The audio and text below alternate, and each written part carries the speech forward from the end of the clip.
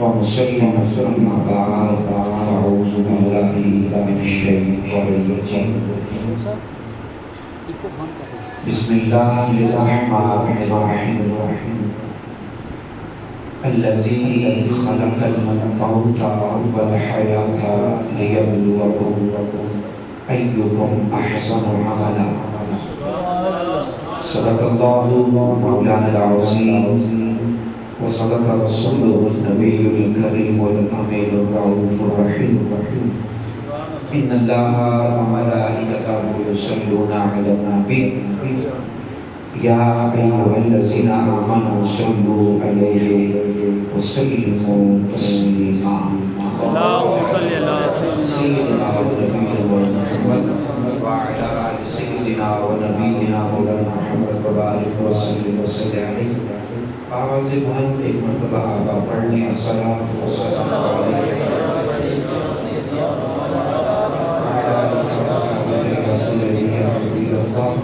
الصلاۃ والسلام علیک یا جد الحسن والحسین وعلى آلك وأصحابك يا مولانا ومولانا حمد و ثنا کے بعد انتہائی واجب الاحترام آقا کریم علیہ السلام کے عظیم رسالہ خان سامعین باطن کی السلام علیکم ورحمۃ اللہ وبرکاتہ۔ رب لم یزل کا لامتناہی احسان اور شکر ذات مقدسہ کا بھی جس نے ہم سب کو یہاں مل بیٹھ کر اپنے محبوب اور محبوب کی پیاری آن کا ذکر خیر کرنے سننے کی توفیق عطا فرمائی ہے۔ دعا کو کہ رب کعبہ اپنا یہ فضل اپنا یہ کرم ہمیشہ ہمیشہ ہمارے شامل حال فرمائے۔ انتہائی شکر عظیم نقیب محفل ہمارے اس علاقے کی جان پہچان جناب محترم عزت مآب شیخ امجد حسین نقشبندی صاحب دامت برکاتہ القدسیہ، آپ کے حکم پر پہلی مرتبہ آپ کے دولت خانے پر حاضری کا شرف حاصل ہو رہا ہے۔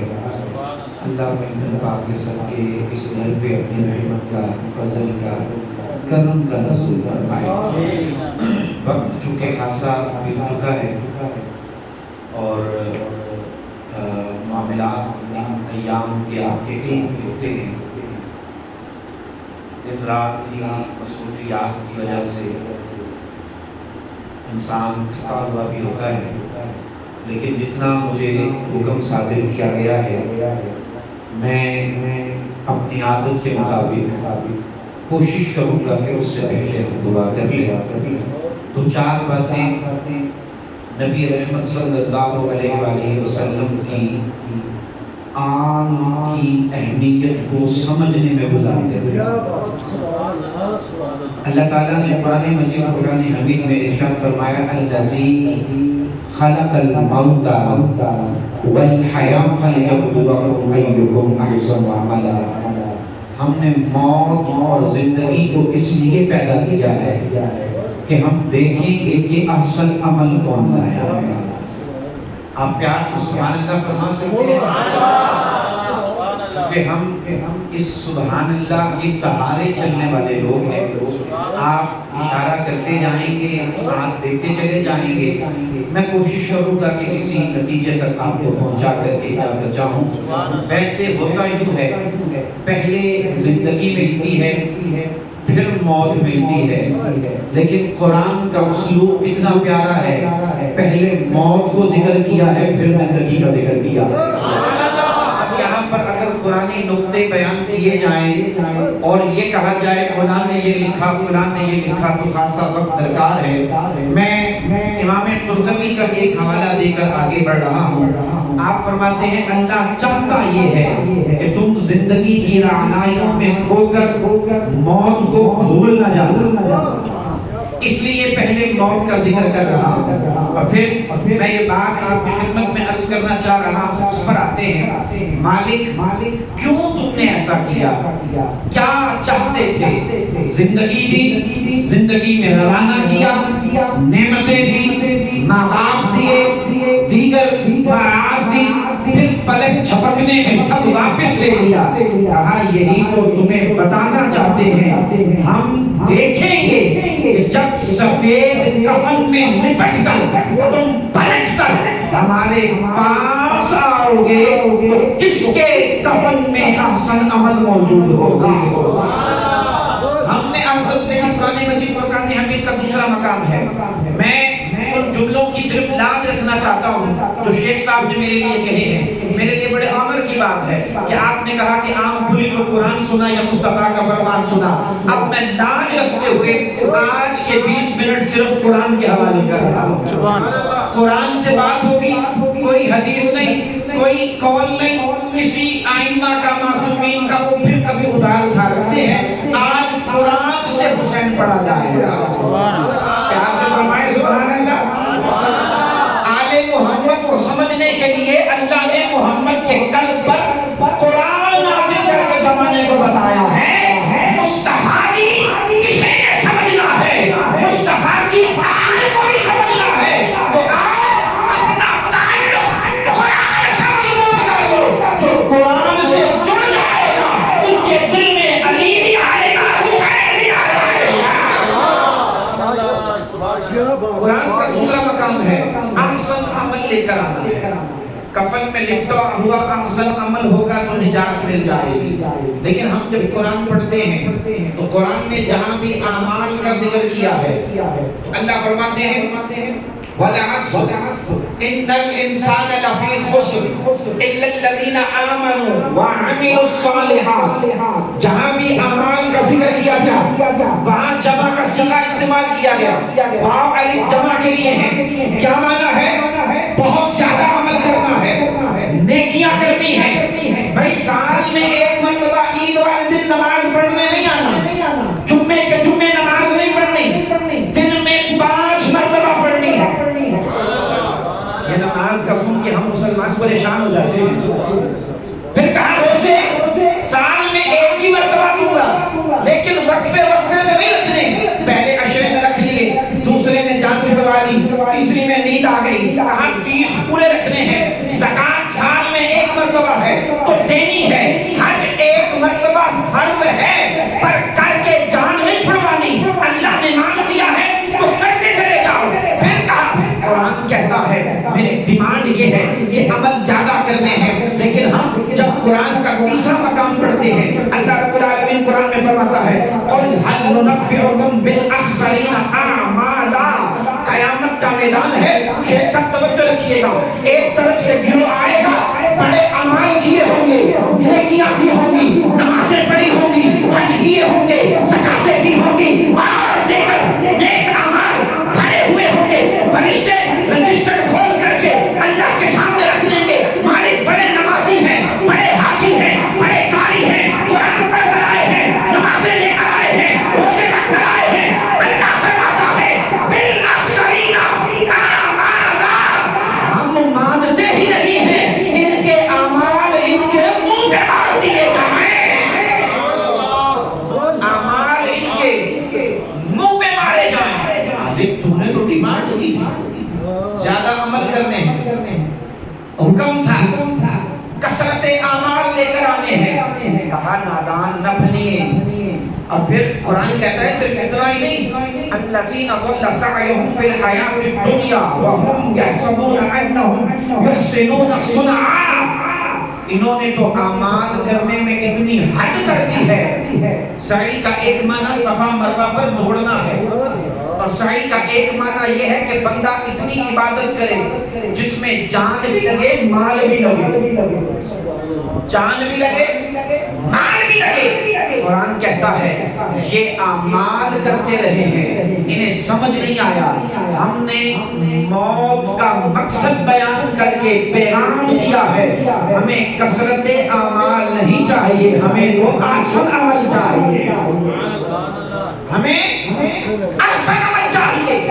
میں آپ کی پریشانی کی وجہ سمجھ سکتا ہوں، لیکن مجھے 3 منٹ اور دیں، میں اس پریشانی کو خوشخبری میں نہ بدلوں تو جناب مجھے خطابت کی دنیا سے الوداع کہہ دینا چاہیے۔ قرآن کا دوسرا مقام ہے، اللہ فرماتے ہیں اولئک الذین کفروا بآیات ربہم ولقائہ وحبطت اعمالہم فلا نقیم لہم یوم القیامۃ وزنا۔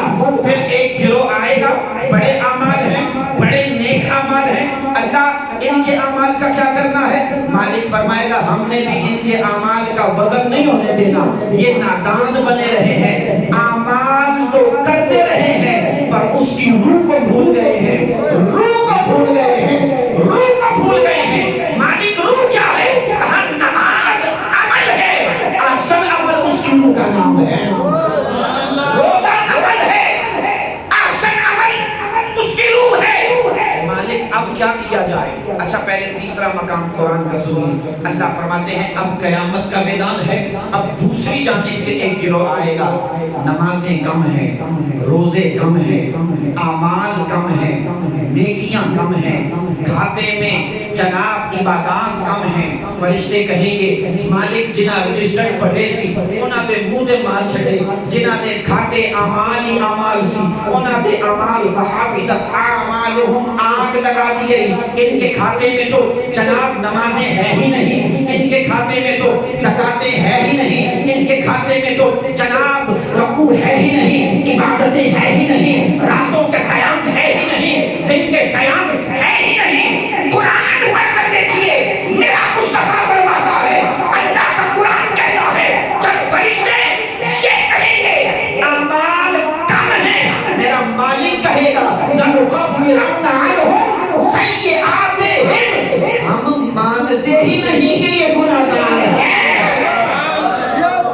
میں جس کو بات سمجھ آئی کہ سبحان اللہ، میں نے کہا میں نے صرف قرآن پڑھا ہے، میں تفسیر کی طرف تو گیا ہی نہیں، میں نے کال تو لیا ہی نہیں۔ فرشتے کہیں گے گنہگار ہے، اللہ کیا فرماتے ہیں لَنُكَفِّرَنَّ عَنْهُمْ سَيِّئَاتِهِمْ، ہم نہیں مانتے مالک گناہگار ہے، یہ دیکھو رجسٹر بھرا ہے، یہ عیب کرتا رہا، یہ گناہ کرتا رہا، یہ برائی کرتا رہا۔ اب قرآن کا فیصلہ ہے، اللہ فرماتا ہے يُبَدِّلُ اللَّهُ سَيِّئَاتِهِمْ حَسَنَاتٍ، فقط اتنا نہیں کہ ہم یہ نہیں مانتے کہ یہ گنہگار ہے، فرشتوں تمہیں حکم ہے کہ جہاں گناہ لکھا ہے وہاں سے مٹا مٹا کر وہاں نیکیاں لکھتے چلے جاؤ، نیکیاں لکھتے چلے جاؤ۔ مالک وجہ کیا ہے؟ کہا تم نے سمجھا نہیں، دوسرا گروہ جو آیا تھا اعمال زیادہ تھے مگر ان کے اعمال میں ہمیں عبادت کی روح نظر نہیں آ رہی تھی، ادھر عبادت کم ہے مگر ان کے ٹوٹے پھوٹے سجدوں میں ہمیں عبادت کی روح نظر آ رہی ہے، عبادت کی روح نظر آ رہی ہے۔ ڈھیر ساری نیکیاں ہوں، ایک احسن عمل نہ ہو، سب جلا دیے جائیں گے، خدا کی عزت کی قسم باقی کچھ نہ ہو، ایک احسن عمل ہو اللہ جہنم سے اٹھا کر کے جنتی فرما دے گا۔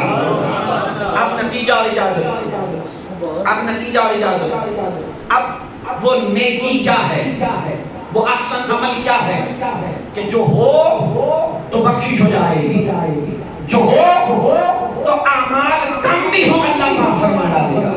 کہ دیکھیے یہ بھی قرآن کا فیصلہ ہے، یہ اپنے پاس سے نہیں کہا، اللہ فرماتے ہیں من جاء بالحسنۃ فلہ خیر منہا، فلہ خیر منہا، من جاء بالحسنہ واحد کا صیغہ ہے، جمع کا نہیں، کہا جو قیامت کے میدان میں ایک نیکی لے کر آئے گا، قیامت کے میدان میں ایک نیکی لے کر آئے گا، اللہ فرماتا ہے ہم اس کی بخشش فرما دیں گے، ایک حسنہ ہوگا، معافی مل جائے گی۔ جناب ایک آدمی نے امام جعفر صادق علیہ السلام کی خدمت میں عرض کیا مالک بڑا ڈھونڈا ہے پر ملا نہیں، وہ حسنہ کیا ہے، وہ نیکی کیا ہے، قیامت کے میدان میں ہم لے کر جائیں اللہ معاف فرما دے، مالک وہ کیا ہے، وہ کیا ہے؟ امام صادق نے فرمایا اے بندہ مومن کیا تو نے محمد کا قرآن نہیں پڑھا؟ کہا پڑھا ہے پر ملا نہیں ہے، کہا قرآن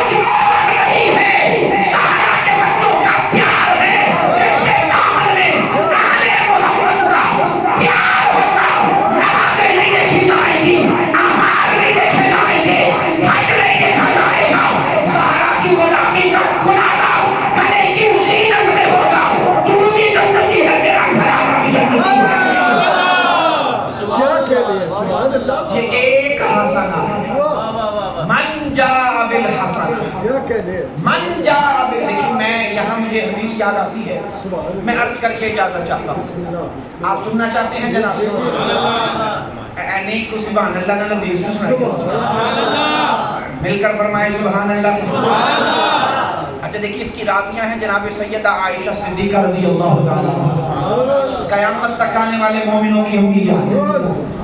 آپ کہتی ہیں کہ بعض چھوٹے گناہ ایسے ہیں جو کرنے میں چھوٹے ہیں سزا زیادہ ہے، اور بعض نیکیاں ایسی ہیں جو کرنے میں چھوٹی ہیں اجر میں زیادہ ہے۔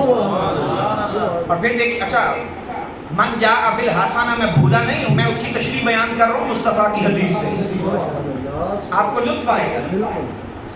کہا بعض نیکیاں ایسی ہیں کرنے میں چھوٹی ہیں اجر، اور پھر آپ فرماتے